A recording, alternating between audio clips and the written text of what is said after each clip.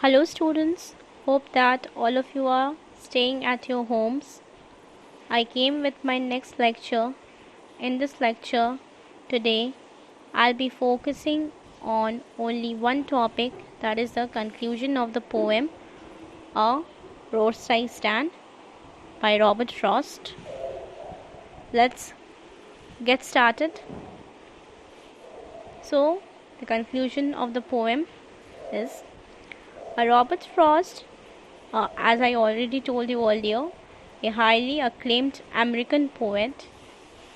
In his poems, usually we get the themes of human tragedies and fears and their ultimate acceptance or their solution.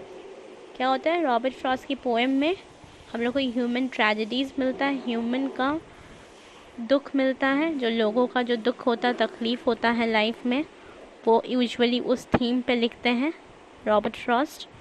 और उस problem से हम लोग को कैसे सल्यूशन मिल सकता है, वो पोएम में सल्यूशन देते हैं, रीडर्स को अपना सल्यूशन कन्वे करते हैं कि अगर लाइफ में कुछ प्रॉब्लम आता है तो इसका सल्यूशन कैसा होना चाहिए। So in this poem A Roadside Stand, Frost deals with the lives of the poor, deprived people of the villages with a clarity that is perceptive and at the same time portrays his deepest sympathies and his feelings of humanity. Robert Frost जो हैं वो इस poem में और वो बाकी जो भी पोएम लिखते हैं उसमें क्या करते हैं, सबका ट्रेजेडीज़ दिखाते हैं, लोगों का ट्रेजेडीज़ दिखाते हैं, दुख दिखाते हैं, उन लोग के लाइफ में क्या क्या प्रॉब्लम्स होता है, कैसे उनसे सल्यूशन मिल सकता है, उनके बारे में लिखते हैं। थीम उनका वही रहता है। और साथ ही साथ में ह्यूमन का डीपेस्ट सिंपैथीज़, वो अपना ह्यूमन के लिए जो सिंपैथी होता है, जो सिंपैथी वो देते हैं, वो उनका थीम में वो दिखाया जाता है, वो लिखते हैं। साथ ही साथ में feelings of the humans, human के फीलिंग्स का, इमोशंस को पोर्ट्रे करते हैं अपने पोएम में। The poem also brings into focus the unfortunate fact that progress and development are unequal between the cities and the villages, leading to the feelings of distress and unhappiness among the dwellers. So, इस poem में दिखाया गया है एक city में और एक village का डेवलपमेंट में क्या अंतर होता है, क्या डिफरेंस होता है, एक सिटी कितना ज़्यादा डेवलप्ड होता है और एक विलेज जो होता है वो कितना ज़्यादा अंडर डेवलप्ड होता है। मीन्स गवर्नमेंट जो होता है वो सिटी मैक्सिमम टाइम में सिटीज़ के लिए, अर्बन एरियाज़ के लिए ही काम करता है, लेकिन रूरल एरिया को, विलेज एरिया को वो अवॉइड कर देता है, नज़रअंदाज करता है उसका सिचुएशन को। और इसी वजह से कहीं ना कहीं हमारे कंट्रीज़ में भी विलेजेस में, विलेज एरिया, रूरल एरिया बहुत ज़्यादा अंडर डेवलप्ड होते हैं। तो इसमें एक अनइक्वल डेवलपमेंट दिखाया गया है, जहाँ पे सिटीज़ और विलेजेस का एग्ज़ाम्पल लिया गया है। एक सिटी में कितना ज़्यादा डेवलपमेंट फैसिलिटीज़ प्रोवाइडेड होता है, वहीं साइमल्टेनियसली विलेजेस में कितना ज़्यादा अंडर डेवलप्ड होता है, कितना ज़्यादा असुविधा होता है, कितना ज़्यादा परेशानी और दुख का सामना करना पड़ता है लोगों को जो कि विलेज में रहते हैं।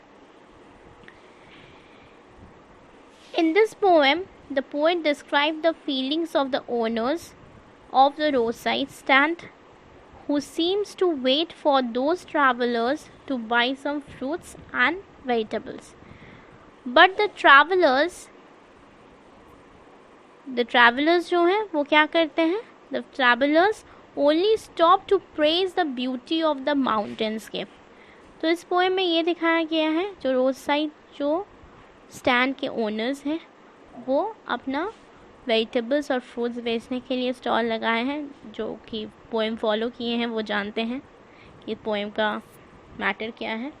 जब वो स्टॉल लगाते हैं तब वो यही होप में ये स्टॉल लगाते हैं कि जो ट्रैवलर उनके सामने से पास करेंगे, ठीक है, क्योंकि वो एक ऐसे जगह अपना स्टैंड लगाते हैं जो कि सिटी जाने वाले रास्ते में हो, तो शहर जाने वाले रास्ते में वो अपना स्टॉल लगाते हैं, एक रोड के किनारे लगाते हैं। और वो इसी उम्मीद से लगाते हैं जब कोई ट्रैवलर्स पास करेंगे तो वो ट्रैवलर उनसे कुछ सामान खरीदेंगे। ओके, बट ऐसा नहीं होता है। अक्सर जो ट्रैवलर्स होता है वो पास करते हैं, उनको इग्नोर करते हैं, उनको अवॉइड करते हैं। और वो जो सीनरी है वो जहाँ पे वो अपना स्टॉल लगाए हैं वो बहुत ही ज़्यादा ब्यूटीफुल सीनरी है। पीछे में माउंटेन हो रहता है, बैकयार्ड रहता है, बहुत ही ज़्यादा ब्यूटीफुल सीनरी रहते हैं। अगर ट्रैवलर्स रुकते भी हैं तो वो किस वजह से रुकते हैं, उनका जो सराउंडिंग है जहाँ पे रोड साइड स्टैंड लगाया गया है उस सराउंडिंग को प्रेस करने के लिए रुकते हैं। That is the only reason the traveller stop there. Okay, so they long for the feel of hard currency. The villagers, the poor villagers long for the feel of hard currency. उन लोगों को पैसे की बहुत ज़्यादा ज़रूरत होती है। That is a symbol of the poverty alleviation in their lives of deprivation. और इसी वजह से क्यों उन लोग को बहुत ज़्यादा पैसे की ज़रूरत होती है, और that is the only reason उन लोग, अगर उन लोग को पैसा मिलेगा, उन लोग को कैश मिलेगा, तो उन लोग अपने पॉवर्टी से थोड़ा, उन लोग का जो सिचुएशन है उन लोग का सिचुएशन बेटर हो सकता है। उन लोग का जो पॉवर्टी है, उन लोग का जो गरीबी है, तो थोड़ा वो अपने गरीबी से निकल सकते हैं और थोड़ा अमाउंट, थोड़ा कैश देख सकते हैं। It appears to be a वेनो, but it appears to be a वेनो, ये जो होप है कि उन लोग को थोड़ा पैसा मिल सकते हैं, उन लोग का बिजनेस थोड़ा अच्छा से चल सकता है, ये एक वेन होप है, एक पेनफुल होप है। क्योंकि जो ट्रैवलर्स आते हैं वो ट्रैवलर्स को कोई इंटरेस्ट नहीं रहता है अपने लो स्टैंडर्ड स्टॉल से कुछ भी सामान खरीदने का, because they belong from a wealthy and rich family, a class, they are having a class, they are having a well standard, they are from a well standard family, and that is the only reason वो low dignity stall से, कि ऐसा कोई stall से सामान खरीदना पसंद नहीं करते हैं जहाँ पे उनका डिग्निटी लो होता है। Okay, so that is why the poet had referred to this as a vain hope. The poet is outraged at the callous attitude of the government, the civic authorities, and the social service agencies who appear to help them but actually end up harming them. ये जो poet है उनको बहुत ही ज़्यादा गुस्सा आता है। क्यों गुस्सा आता है? बिकॉज़ हमारे जो गवर्नमेंट है वो गवर्नमेंट अक्सर क्या होता है, अर्बन एरियाज़ में बहुत ज़्यादा ध्यान देते हैं, और ध्यान देने के वजह से क्या होता है, हमारे जो रूरल एरियाज़ होता है, रूरल एरियाज़ का जो सिस्टम होता है वो बहुत ही ज़्यादा ख़राब हो जाता है, वो बहुत ज़्यादा वो अनअवॉइडेड हो जाता है। क्योंकि the government only focuses upon the urban areas, urban facilities, और कहीं ना कहीं हमारा जो रूरल एरिया है अर्बन एरिया के पे ध्यान देने की वजह से, ज़्यादा ध्यान देने की वजह से हमारा जो रूरल एरिया है, जो विलेजेस एरिया है, वो बहुत ही ज़्यादा अंडर डेवलप रह जाते हैं, और जो फैसिलिटीज़ उनमें प्रोवाइड होना चाहिए वो नहीं होता है। And this is the only reason जो पोएट अपना आउटरीच दिखाते हैं, अपना गुस्सा दिखाते हैं गवर्नमेंट के प्रति, सिविक और सोशल सर्विसेज के प्रति। बिकॉज़ अगर कोई सोशल सर्विस, सोशल टीम इस बात को ध्यान देगा कि हमारा जो विलेज एरिया है, हमारा जो rural area, the rural area is been under developed, and that is the only reason कि हमारा पूरा ध्यान, हमारे गवर्नमेंट का पूरा ध्यान पूरा अर्बन एरियाज़ में रहता है, सिटी एरियाज़ में रहता है, वेल्दी रिच फैमिलीज़ पे रहता है, जहाँ पे वेल्दी रिच सोसाइटी बिलोंग करते हैं। और हमेशा अक्सर क्या होता है, जो डाउन ट्रॉडन पीपल होता है उनको अवॉइड किया जाता है, उनको इग्नोर किया जाता है। And that is the only reason जो गवर्नमेंट जो है उन लोग का कुछ भलाई नहीं करते।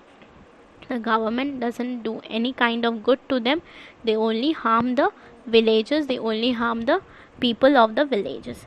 Okay, so this will finally prove in a futile sense of dissatisfaction for the villages. और ये जो सेंस है कि हमारा जो गवर्नमेंट हमारे विलेजेस पे नहीं ध्यान देते हैं, कहीं ना कहीं इसका कोई मतलब नहीं होता हमारे विलेजेस पे, क्योंकि उनका लाइफ जैसे हमेशा से चलता आया होता है वैसे ही चलता है, और उनका जो एक्सपीरियंस होता है, लाइफ एक्सपीरियंस होता है, उनका जो पैसा कमाने का ज़रिया होता है वो बहुत ही ज़्यादा अंडर डेवलप्ड होता है, क्योंकि वो जैसा सोचते हैं, जो विलेजर्स सोचते हैं कि हम अपना लाइफ में इस तरीके से पैसा कमाएंगे, वो कभी भी बहुत ज़्यादा सक्सेसफुल नहीं होता है, क्योंकि उनके पास फैसिलिटीज़ नहीं होता है, उनके पास सिटी पीपल जैसा, अर्बन एरियाज़ के जैसा उनके पास फैसिलिटीज़ होता नहीं है। और ये भी है कि वो कभी कभी हमेशा के लिए परमानेंटली सिटी में ट्रांसफ़र हो सकते हैं, लेकिन कोई भी अपना घर छोड़ के आना, परमानेंटली सिटी में जाके सेटल्ड होना कोई भी विलेजर्स नहीं चाहते हैं। And that is the only reason उनका लाइफ जैसे शुरू होता है वैसे ही ख़त्म हो जाता है, कोई भी उनके लाइफ में डेवलपमेंट नहीं दिखता है। एंड कहीं ना कहीं इसका वजह जो है, इसका ज़िम्मेदार कौन है? हमारे गवर्नमेंट है, हमारे सिविल अथॉरिटीज़ हैं, और हमारे सोशल वर्कर्स हैं या सोशल सर्विसेज हैं। Okay, so this will finally prove in A futile sense, इसका कोई मतलब नहीं है, of dissatisfaction of the villagers अपने परिस्थिति से, अपने फैसिलिटीज़ नहीं पाने की वजह से बहुत ज़्यादा डिससेटिस्फाइड होते हैं। And the poet is filled with sadness to see the almost childish longing that seems to emanate from the road side stand.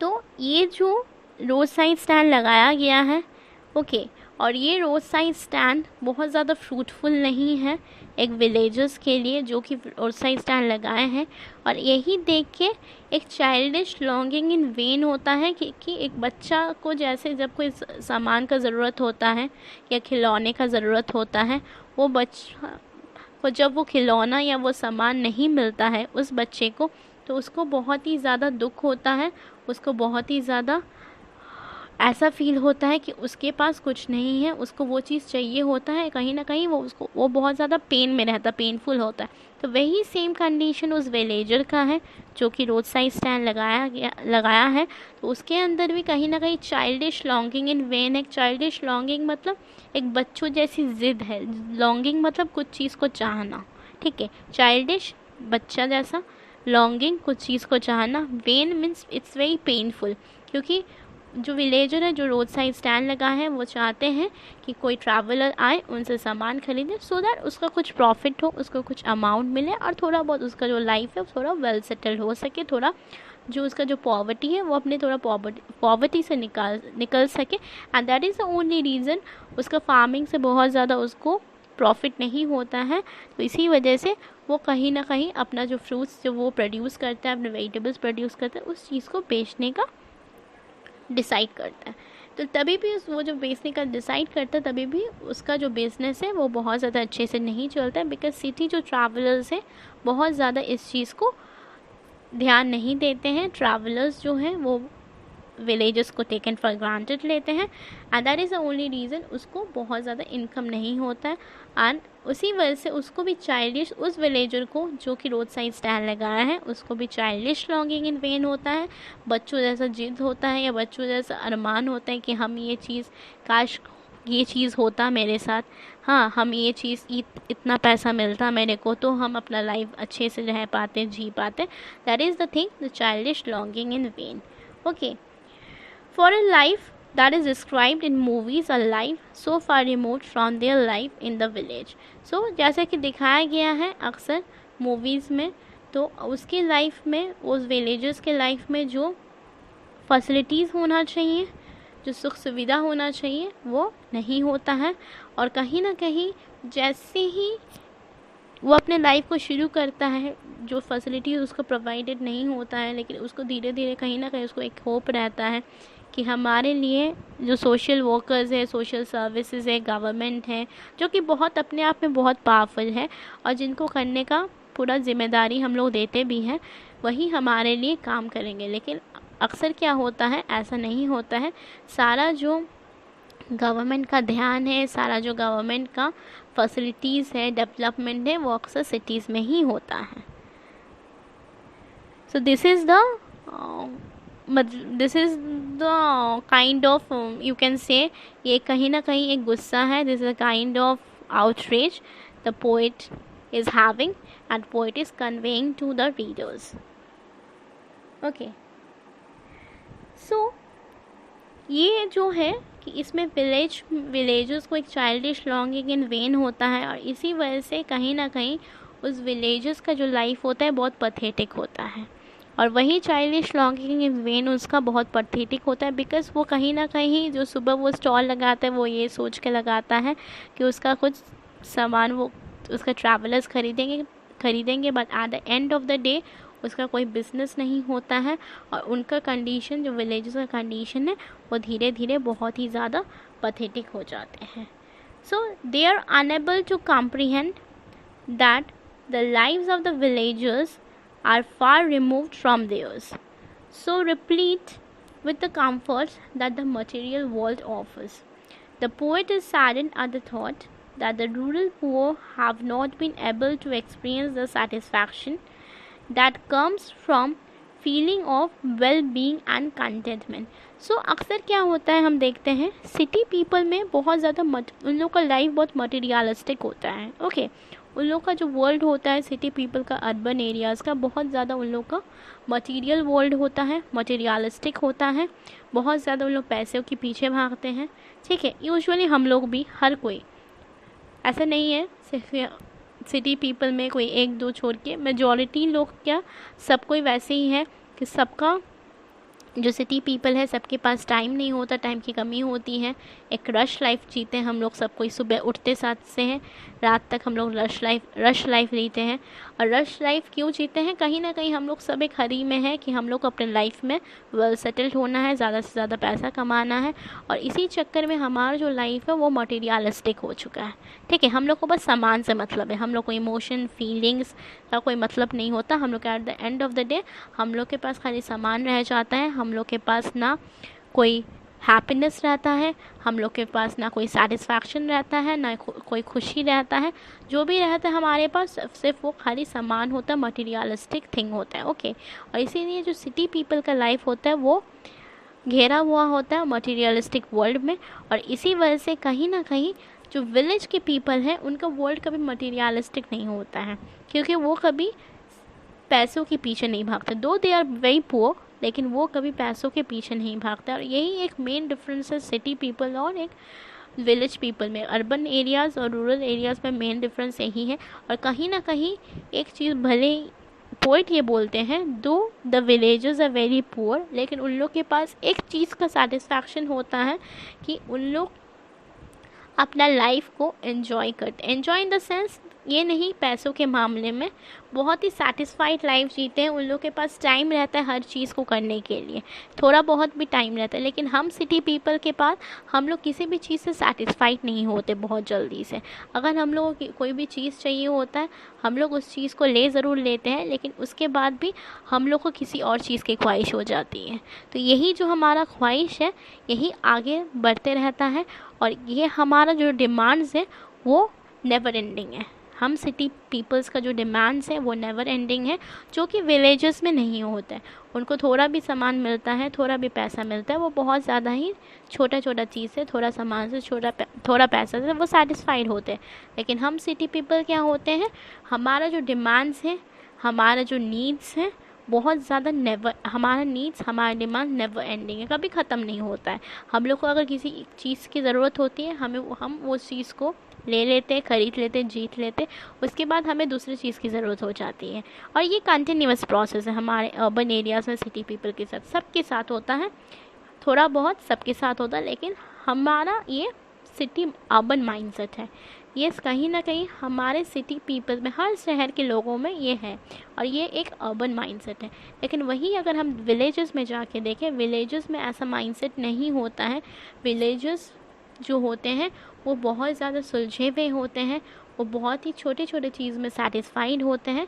हम सिटी पीपल के जैसा वो किसी भी चीज़ के लिए भागते नहीं हैं. ओके। और यही कहीं ना कहीं उनको जो बहुत एक सेटिस्फैक्शन देता है, विलेजर्स को एक कंटेंटमेंट देता है, जो कि कहीं ना कहीं हम सिटी पीपल के बाद इतना पैसा होने के बाद भी हमारे अंदर एक कंटेंटमेंट, एक सेटिस्फैक्शन, एक खुशी हो, एक सुकून हो, एक पीसफुल हो माइंड नहीं होता है। लेकिन वही चीज़, वही सेटिस्फैक्शन एक विलेजर्स में, एक पुअर पीपल में होता है। लेकिन हम जो इतने पैसों के पीछे भागते हैं, हम कहीं ना कहीं इस रश में हम अपना सेटिस्फैक्शन और कंटेंटमेंट हमेशा के लिए खो देते हैं। ओके, अर्बन एरियाज़ के लोग। He feels that it would be easy to still this complaining voices once and for all by changing the lives of the villagers, but he questions the wisdom of this rash act. So, poet क्या बोलते हैं, ये जो complaining voice है, complaining voice means किसका, the villagers का जो complaining voice है, इस कंप्लेनिंग वॉइस को हमें सुनना चाहिए और सुन के कुछ ऐसा स्टेप उठाना चाहिए जो कि उन लोग के हित में हो। और वो हित ऐसा क्या कि वो हित हमें इस तरीके से उसको निभाना है, उस रिस्पॉन्सिबिलिटी को निभाना है विलेजर्स के लिए, ताकि उसमें उनका कुछ बेनिफिट हो। किसका बेनिफिट हो? उस विलेजर्स का कुछ बेनिफिट हो। And that is the only reason ये जो हमारा जो गवर्नमेंट है वो सिर्फ अर्बन एरियाज़ में काम नहीं करके विलेज एरियाज़ में भी काम करना चाहिए। And that is the only reason Robert Frost बोलते हैं कि हमें गवर्नमेंट को एक चीज़ ये बताना है कि एक जो सोसाइटी होता है, एक सोसाइटी सिर्फ अर्बन एरियाज़ को ही लेके नहीं होता है, एक सोसाइटी सिर्फ सिटी एरिया, सिटी पीपल को ही लेके नहीं होता है। एक सोसाइटी का दो पार्ट है, हमेशा होता आया है भी, और आगे भी शायद रहेगा। क्योंकि अगर हम अपने ही कंट्री का एग्जांपल ले लें, हमारा जो कंट्री है डेवलपिंग कंट्री है, India is a developing country. दो रॉबर्ट फ्रॉस्ट इसमें इंडिया का एग्जांपल नहीं लिए हैं, ये हम अब अपने से बता रहे हैं आप लोग को। Just taking an example, our country is a developing country. India developed countries में नहीं आता है, डेवलपिंग में आता है, क्योंकि इंडिया अभी भी डेवलप्ड हो रहा है।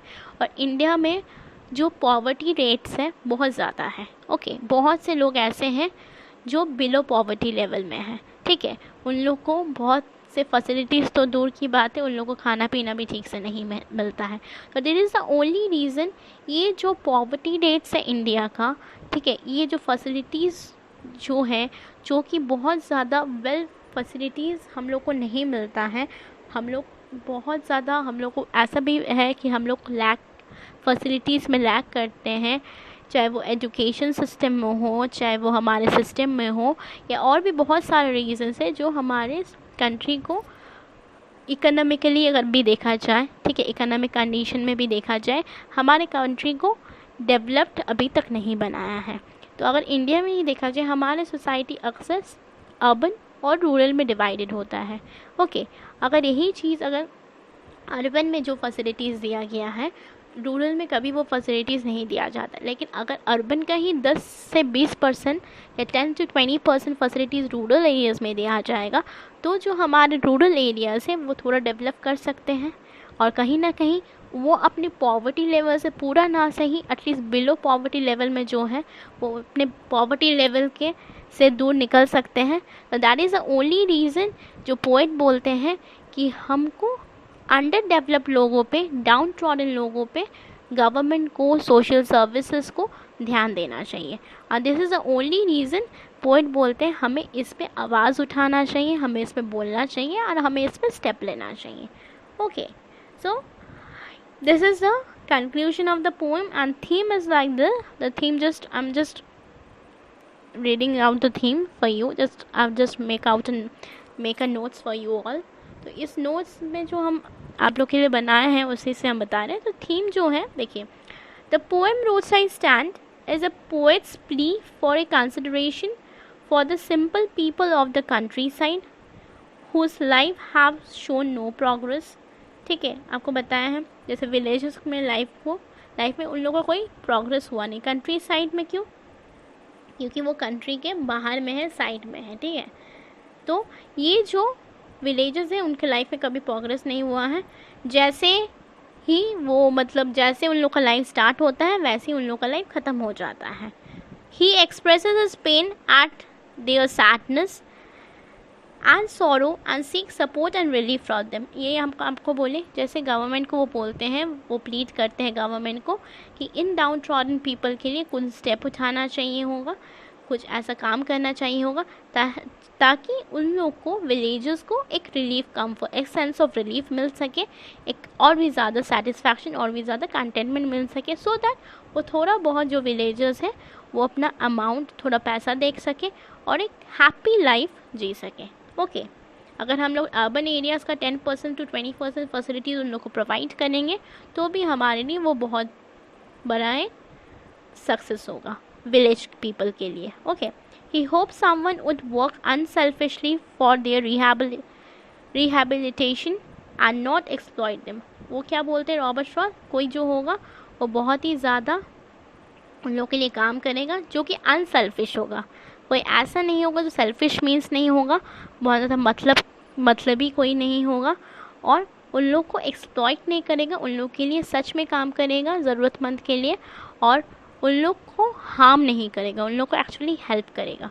और he brings out the wide disparity between the haves and the have-nots with the pitiless clarity and the humanity, and seems to suggest that the economic well-being of a country depend on a balanced development of villages and cities. What I have told you earlier. इसमें क्या बोलते हैं Robert Frost कि हम जैसे आपको बोले कि कंट्रीज, हमारा जो कंट्री है वो 2 हिस्से में बटा हुआ है. हम अगर अपना ही कंट्री का एग्जांपल ले लें, इंडिया का ले लें अगर एग्जांपल, तो वो कंट्री वो अर्बन एरियाज़ में बटा हुआ है, वो रूरल एरियाज़ में बटा हुआ है. हमारे कंट्री में, इंडिया में, सिटी भी है, विलेजेस भी है. ओके, और यही अगर सिटी में जो हम लोग को फैसिलिटीज़ मिलता है, हर चीज़ हमारे सिटीज़ में जो डेवलपमेंट होता है, अगर उसी का 10 to 20% डेवलपमेंट अगर विलेजेस में हो तो विलेजेस भी बहुत ज़्यादा आगे बढ़ सकता है. लेकिन पोइट क्या बोलते हैं, जैसे हम आपको पहले बोला, I have told you earlier, कि एक सोसाइटी का डेवलपमेंट सिर्फ अर्बन एरियाज़ का ही डेवलपमेंट नहीं होता है. हमारे सोसाइटी का डेवलपमेंट का मतलब ये नहीं होता सिर्फ हम लोग अर्बन एरियाज़ में ही डेवलप करें, उसका ये मतलब नहीं होता है. हम लोग को इस चीज़ पे ध्यान देना चाहिए, हम लोग को रूरल एरियाज़ में भी हम लोग को उतना ही ध्यान देना चाहिए. And that is the only reason कि कहीं ना कहीं हम लोग का जो सोसाइटी है, हम लोग का जो सोसाइटी सिर्फ हम लोग अर्बन एरियाज़ को ही सोचते हैं, लेकिन हम लोग का सोसाइटी सिर्फ अर्बन एरियाज़ नहीं है, हम लोग को रूरल एरियाज़ को भी साथ लेके चलना चाहिए. और गवर्नमेंट को ये बात अच्छे से समझना चाहिए कि एक बैलेंस्ड डेवलपमेंट होना चाहिए. बैलेंस्ड क्यों?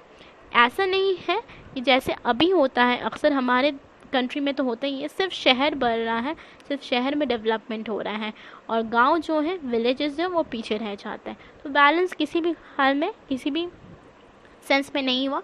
तो वही जगह हम लोग को बैलेंस डेवलपमेंट चाहिए, एक सिटी में और एक विलेज में. एंड जब तक वो बैलेंस डेवलपमेंट नहीं होगा तब तक हमारा जो कंट्री है फुल्ली डेवलप नहीं होगा. अगर हम लोग अपने कंट्री का एग्जांपल लेते हैं यहाँ, अगर हम आपको अपने कंट्री का एग्जांपल देते हैं, Robert Frost obviously he has not given an example of India, he has given an example of American country or any British country. लेकिन अगर हम अपने एग्जाम्पल लेते हैं अपने कंट्री का, तो हमारा कंट्री तभी डेवलप्ड हो पाएगा पूरी तरीके से जब हम अर्बन एरियाज़ के साथ भी रूरल एरियाज़ का भी बैलेंस डेवलपमेंट हो सके. Okay, this is the conclusion and the theme of the poem in this lecture. So as I told you earlier that I'll be doing the literary terms, the technical terms, but today it is not possible, though the lecture have been too long. So in the next lecture, that is on Monday, I'll be coming with the literary devices and terms, okay, and the keywords for you all. So in my next lecture, I'll be providing you some keywords, the list of keywords and the list of the figure of speeches or the literary devices that are present in the poem. So till then, just go through this themes and conclusion of the poem, and meet you in the next class, and stay safe. Goodbye.